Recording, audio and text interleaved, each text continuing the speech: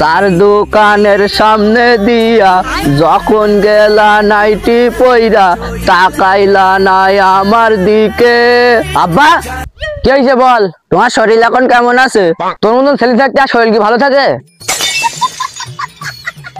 কত ঢং না মেরে কি হয় সেটা আগে বল।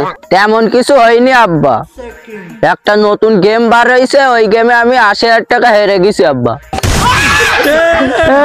আমার রক্ত পানি করা টাকা। তুমি তো মিথ্যে কথা বলে দাদুর জমি জায়গা তোমার নামে সব লিখে নিয়ে যাও। মেরি একদম দাদু খাই দিল, উল্টো পাল্টা কথা বললি।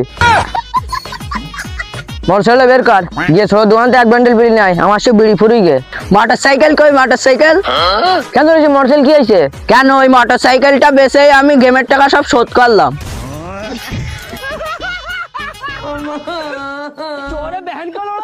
তুই যে শুরু করেছিস দেখতে দেখতে আমারও কোনদিন বেশি দিবি। তোমার ফটো দেখাইছিলাম কিন্তু 1,500 টাকার বেশি রাজি হচ্ছে না। আমি বলিস আর আব্বা যতই কুকুরের মতন মুখ হোক আমি কম রেটে দেবো না। কেউ 1-2 লাখ টাকা দিলি তাহলে তুই আমার বিক্রি করে দিবি?